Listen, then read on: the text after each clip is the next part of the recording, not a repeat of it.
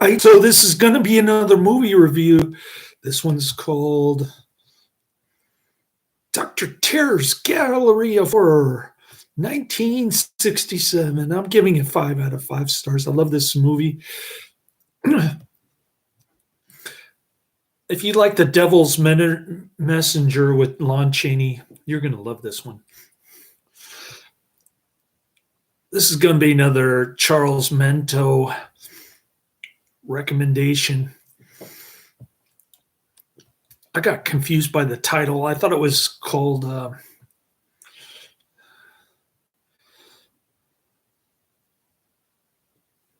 Gallery of Horror, but it's got a bunch of different titles. Charles Mento calls it Dr. Terror Grave of Horrors. I think he had to say Dr. Terror's Gallery of Horrors. I'm looking at the movie poster. It looks great. So shocking it will sliver your liver. Nothing like this in all of the history of horror. We dare you to see. So shocking. We can't.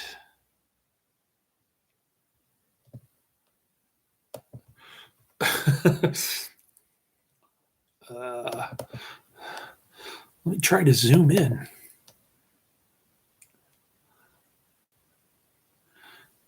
I can't even read this.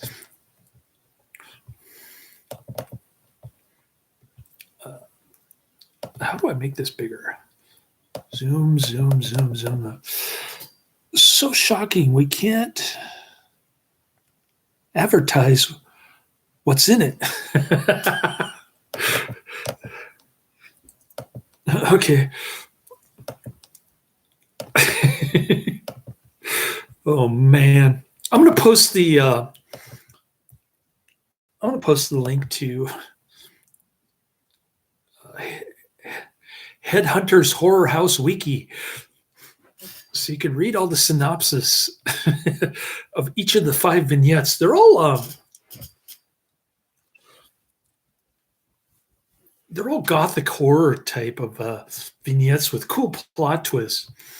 I love it, every single one of them. But my favorite has to be with Lon Chaney. The Count Dracula one has a great ending. So I'd say the top 2 are number 4 and number 5, The Spark of Life and Count Dracula. Although he's called, the Count is named Alucard, which is Dracula spelled backwards. Pretty cool.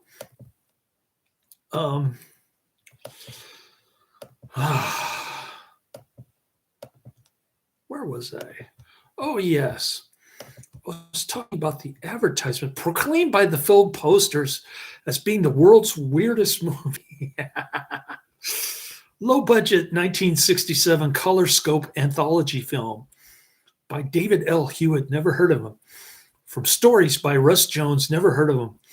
The film includes footage from Roger Corman's Edgar Allan Poe adaptations. The similarity of its title to Amicus Productions hit Dr. Terror's House of Horrors, which I believe is 1965. Available on YouTube, by the way. Another film considered to be added to my list, especially since it's being hosted by the cigarette chomping, beer drinking dudes from the Midwest. What's his name? Anyways, the similarity of its title to Dr. Terror's House of Horrors led to numerous enforced title changes, including Return from the Past, The Bloodsuckers, which is the title on the movie poster that I'm looking at on Wikipedia, Alien Massacre, and most commonly, Gallery of Horror on screen and Gallery of Horrors on packaging. So Gallery of Horror is actually the movie title on the YouTube upload that I just saw. I'll post that in the description box as well, which I forgot to do. It's also been released as The Witch's Clock after the first story, and the only one to feature star John Carradine, who hosts the Insisteel segments. It also stars Lon Chaney Jr., Rochelle Hudson, don't know who she is, Roger Gentry, and Vic McGee, don't know them either. The other stories include King Vampire, Monster Raid, Spark of Life, which is my favorite, and Count Alucard, which is my second favorite, which is credited as Count Dracula. In the latter story, Jonathan Harker, one of the several roles played by Gentry, is revealed in a humorous twist. I don't want to spoil the ending of Count Dracula or Count Alucard or whatever it's called, but it was funny. It was good. That was the best ending out of all of them, and all of them have good endings. I love this flick. Oh my goodness. So the first one is about a couple that relocates from Manhattan to an old castle in Massachusetts, now known as Taxachusetts. Well, California probably gives its run for its money in terms of high taxes. Anyway, the redhead in the tank top with their armpits shaved and her late 60s tank top thingamabobber, she's checking out all the furniture, and her husband prefers to clean everything up. I'm looking at the plot from Dr. Terror's Gallery of Horrors because I don't remember everything. They go down into the cellar basement, which was once an old dungeon, and they find a clock. So they bring it upstairs at the insistence of Julie, the redhead, with the pink tank top, and her pants are like up to here. She's got the late 50s pants going. It's like her pants are up to here, and then she's wearing a pink tank top. Anyways, she finds the key. They bring it upstairs. She finds the key. They get it going. The thing strikes midnight, and then John Carradine comes to the door, and he's introducing each one of these vignettes while he's acting in the first one, The Witch's Clock. So John Carradine pretends to be a nice guy. He's kind of like Barnabas. He kind of barges into everybody's lives, making them miserable. He's really a warlock from the year 1673 who was buried underneath a castle. And the clock apparently has some magical power that brings dead people to life. So that's why John Carradine is there. He makes up a story that he's looking for some mate or family, but Bob and Julie tell him that no such family lives there any longer. He's in a terrible storm. He's got to spend the night, so they let him stay there. And one of the Bob's a writer and begins writing a piece about local witch lore. And some dude named Dr. Bernard Finchley pays a visit, introduces himself to Bob while he's on his typewriter or something. And He starts telling Bob about how the Lucy Mailer, a witch who lived at the castle and died in the year 1973, uh, Mailer and all of her family members are buried in a crypt beneath the castle. And Lucy had enchanted an old clock, giving it power to bring back the dead. Okay. So Bob goes down in the dungeon. He discovers that Tristan Halbin, the John Carradine character, was one of the dudes who died in 1673. So he goes upstairs, and Tristan is hypnotizing Julie now. Bob exposes Tristram as a warlock, threatens to destroy the clock that resurrected him. Tristram reaches out to stop him, but as Bob stops the clock's clapper, all three of them suddenly erupt into flame, and the fire spreads throughout the rest of the house, gutting the entire building.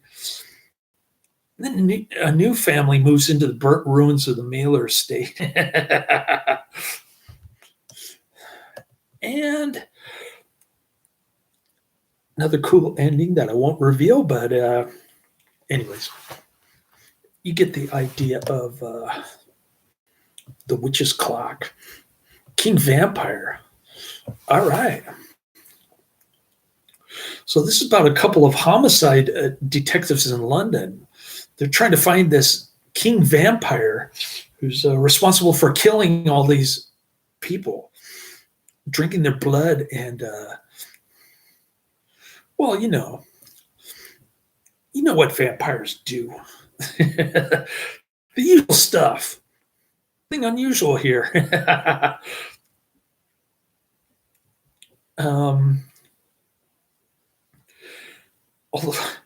the fifth vignette really reminded me of Dark Shadows again. all kinds of stuff going on with, and John Carradine does a great job of sort of predicting what's going to happen in each of these vignettes. So one of the homicide detectives, John Brenner, goes to check out the scene of the crime. The people are kind of reluctant to tell him what the vampire looks like, but they describe it as a slight build figure dressed in black like an undertaker. And a woman named Mrs. O'Shea appears out of nowhere. She says, she confirms what the other men stated, and she says that the king vampire has the face of a corpse. So Brenner goes back to the inspector's office and gives him a description of the king vampire. The other homicide detective, Marsh, has his secretary, Miss Clark, take notes. Bad decision. Because later that evening, King Vampire appears and murders Mrs. O'Shea in a back alley.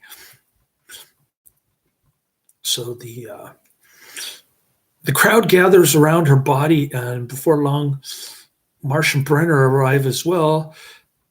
They can't understand how the vampire managed to find the one woman who could identify him. Duh. That's pretty easy to figure out. The Keystone Cops are back at it again. The mob leaders already have a suspect in mind. They accost a well-dressed man walking through the park. They accuse him of murdering Mrs. O'Shea because he has blood on his glove, which only serves to make him appear guilty, but not really. He says that the blood came from the dog that he killed. The unruly mob doesn't believe him, and they pounce on the gentleman, beating him to death. Oh, mob rule. Okay. So a few days later, they return to the office. There are 3 more murders have taken place since the death of of the innocent guy that they killed. Clearly, he was not actually King Vampire. Brenner says that the vampire might actually be a woman, and the Marsh finds the idea absurd. Brenner says, "See you later, dude. I don't want to work here anymore." And Marsh continues to scoff over the notion of a woman committing all the murders. So we fight the battles no one hears about.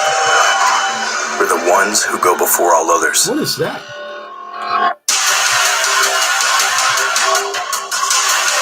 Join the fight.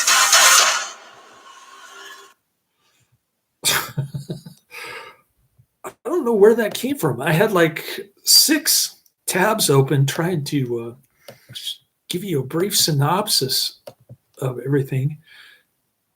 And the friggin' IMDb trailer started doing the Disney bundle or something. Anyway, Gallery of Horror gets a 3.4 out of 10 on IMDb. Pretty low. I'm looking at one of the movie poster, another movie poster on IMDb that actually says Dr. Terror's Gallery of Horror. This one's pretty cool.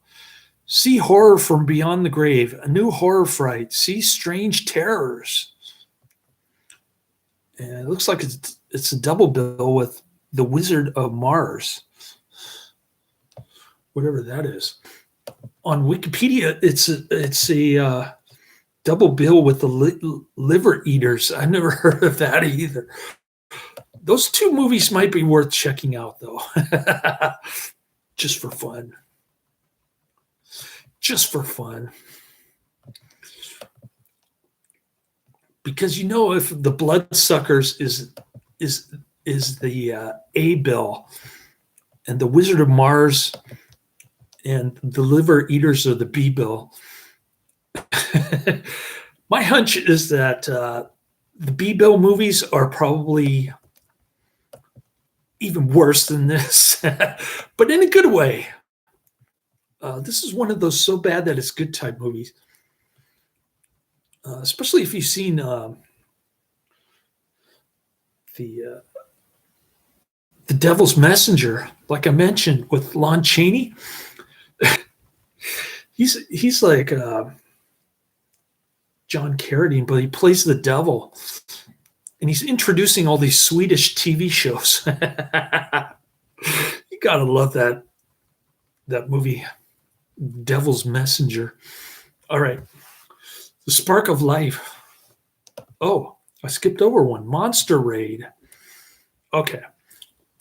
So Dr. James Severd arrives at the Castle laboratory of scientist Charles Spaulding and his wife, Helen. But first, Spaulding is like a zombie dude. He's a ghoul. And he looks pretty cool in his outfit. And his butler, Desmond, or his assistant, Desmond, comes to lift up his crypt so that he can get out and get revenge on his friend and his wife, who cheated with his friend. So that's pretty cool. It keeps, and then they jump on a horse and carriage, and they're on the way to get revenge on both Helen and Dr. James Severd. Anyways, Spaulding tells James about his experiment with great enthusiasm. James tries to invite Dr. Spaulding, the scientist, Charles Spaulding, to his party at his chateau.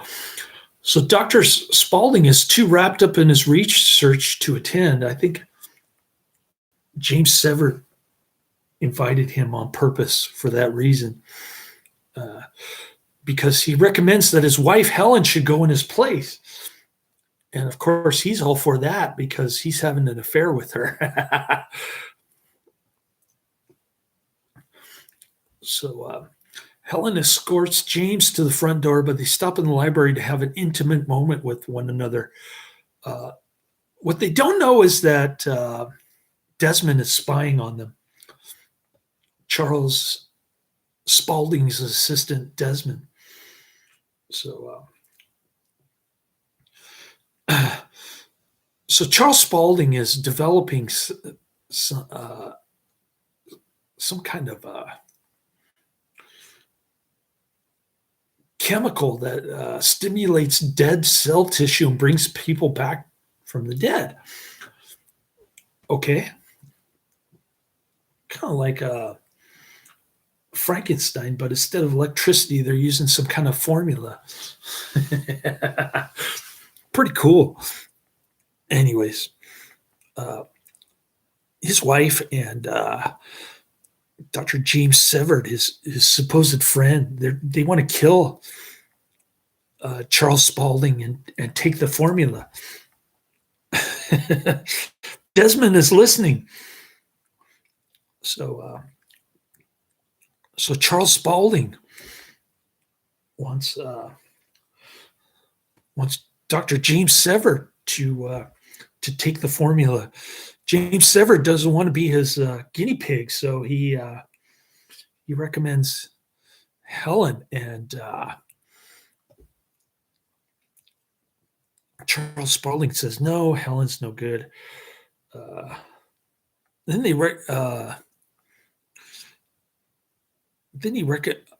recommends Desmond, not Helen, and Charles Spaulding is opposed to the idea of putting the formula in Desmond, so he says, I'll do it myself. You can put it in me. I trust you. Big mistake. He didn't think James Severd would change the formula, make it stronger, but he did. So they end up burying Charles Spaulding. Well, he's got this formula in his system, but he's still alive. So his trusty assistant Desmond takes him out of the crypt, and they go back to get revenge.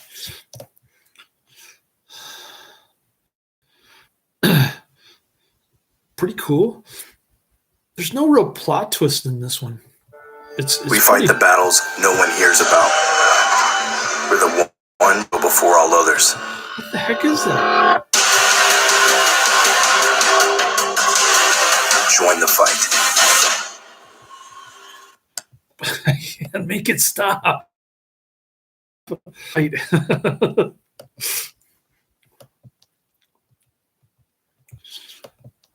I don't know which tab is doing that. I'm guessing it's IMDb. So I'm going to doubt the IMDb tab. I think I'm done with that. Because it keeps repeating over and over again. Is heck of annoying. All right. This is my favorite one, The Spark of Life, with the great Lon Chaney.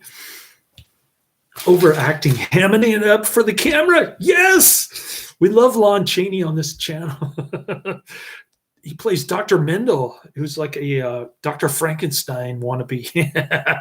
He learned everything he knew from Dr. Frankenstein, which says that electricity stimulates the cells to revive human cadaver. So he lectures his two students, Cushing and Sedgwick, the possibility of using electric power to reanimate the dead. Cool. We got a reanimator.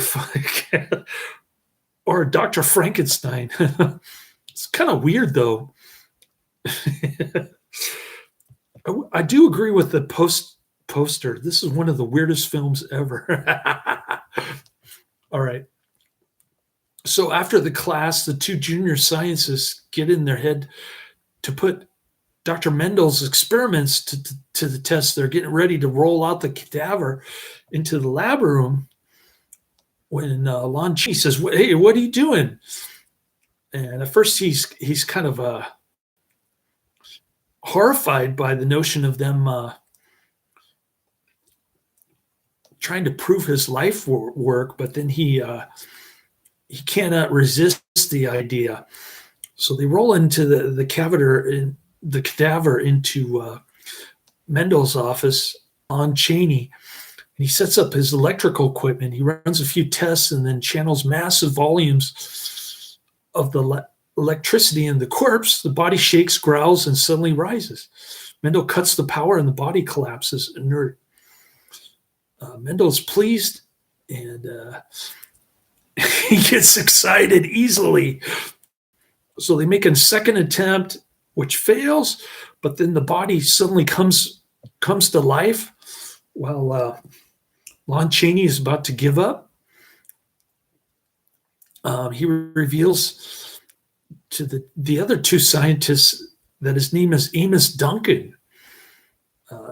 Dr. Cushing recognizes his name as belonging to a man that murdered 3 people, and he was executed for his crimes. Duncan still weaks. He confirms that he is that same man, and he declares that he will now have his revenge against those that execute him. So the 3 of them huddle, and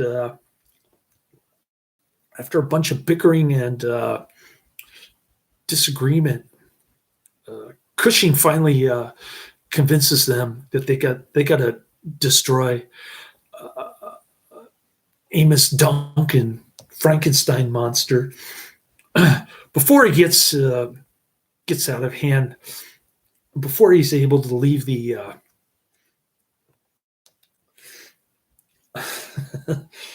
leave the building and murder even more people.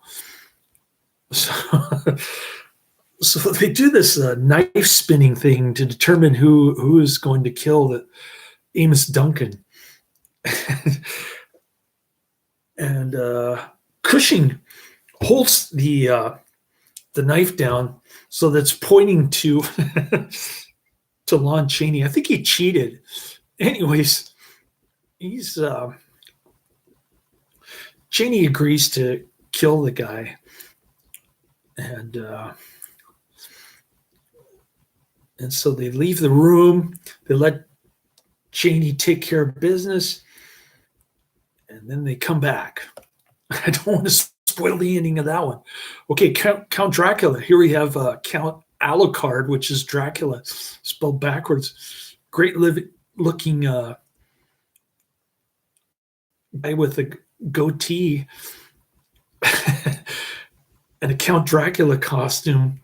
He's talking about how his ancestors were fighting the Turks alongside Attila the Hun, and a lot of blood was spilled. Then you hear a werewolf growl, which is kind of ironic. Anyways, he's whining and dining his real estate, similar to the scene in the original Dracula movie. and guy Harker is like his real estate agent. He's selling the castle to him. But then Alucard says, I've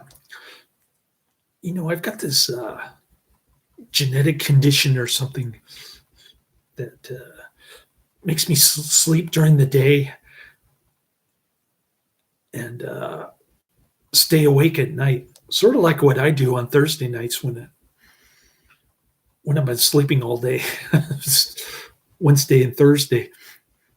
Anyways, or even Sunday, like I was doing last night. I watched a little bit of this one last night because I couldn't sleep immediately, although I did fall asleep at 11. All right. And I took my energy drink for the first time in like 10 days. So that really kicked me in the arse. Maybe I want to use the the porta potties in the Safeway restrooms while I was taking my breaks there, delivering groceries. I only worked like 5 hours, 20 minutes. And they were going to have a barbecue there. And then they canceled my batch 2, which was my second shift, because they only had 4 routes for 11 drivers. So of course I was the odd man out, seeing as how I had already worked 1 shift, and they didn't want to pay anybody overtime as usual. So I came up with this ingenious idea. I asked the manager if it was okay, and I just applied for like 4 more sick days in addition to the other 4 that I had previously. I'll just cash those out, saying that I was resting my sprained ankle on my days off. So we'll see how that goes. Getting it approved in their timekeeping system is another question altogether. I tried bugging that scene manager twice to get him to approve my sick time and my PTO with my son next week. I've got another 5 days with my son, starting Wednesday and ending Sunday of next week. So I'm trying to get the 4 days of sick pay and 4 days of vacation approved in their timekeeping system so that I can get paid. I don't know what the holdup is, but they always hold up that stuff and have to keep sending emails to remind them again and again.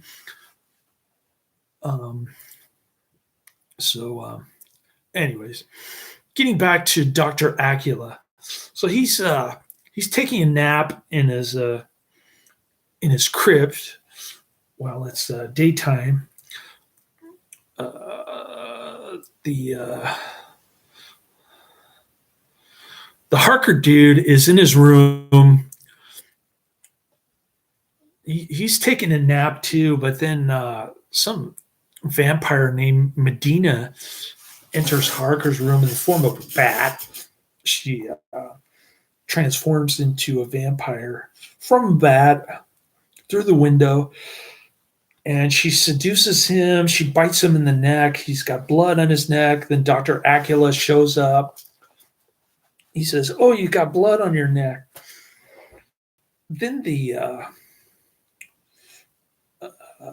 Burgermeister shows up, alerts them that there's a female vampire running loose. Young child has been attacked by a woman in white. So the town people suspect that it might be work of a vampire. So they got the torches. They're going after the female vampire. They follow her around. One dude goes alone. He gets his torch extinguished, which is a big mistake. He ends up getting killed by the lady vampire. And they go through the moors and in the cemetery surrounding the castle. They find one of the vampire crypt. They put a stake through her heart. Then they wait for Medina, put a stake through her heart. And then Harker, Dr. Aguilard confronts Harker. I don't want to spoil the ending to that one because that was such a great ending. Anyways, I'm going up over 40 minutes. I love this flick so much. I wanted to go over as much as possible. And I went over each vignette in as much detail as possible. If you want to see the full description, though, you can click on the link in the description box. I'll also click on the link to the movie in YouTube. And sorry for the disruption. That annoying advertisement that kept popping up in one of my tabs. Anyways, cool flick. Highly recommended. Check it out. Also check out The Devil's Messenger. And Professor Quiz commented on my last video about Attack of the Giant Leeches, which I think Adrian bought. later on. He mentioned it to me in one of my other videos, not the Attack of the Giant Leeches, but one of my subsequent videos after that. I remember him mentioning that. And Professor Quiz mentioned that he had the poster in his hallway. That's pretty impressive. I thought it was boring. I'm not a big fan of a lot of the AIP Roger Corman stuff. And I got mixed up that the director was the same dude who did the other movie that I just mentioned. But that guy was a mashup character who did sloppy editing, which was the whole fun of watching his movie, The Curse of the Hand of the Stone Hand, or whatever it was called. That was a cool flick. So check out this one and the other one, the last one that I mentioned. That one's also highly recommended. Thank you for the recommendations, Charles Mento. I doubt that he's paying attention to my channel anymore, but never know. He looks like a big hardcore fan of John Carradine, Lon Chaney, and those guys, which is pretty cool. We like those guys on this channel. Laters.